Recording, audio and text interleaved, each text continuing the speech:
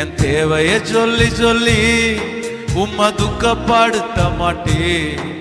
என் தேவையே நீங்கதான்.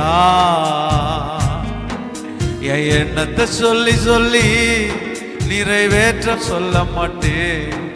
என் இதயமே நீங்கதான். என் தேவனே, என் ஜீவனே, என் நண்பரே, என் சொந்தமே, என் தேவனே, என் ஜீவனே, என் நண்பரே, என் சொந்தமே.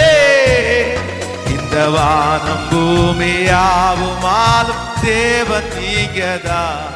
இந்த உயிருடலில்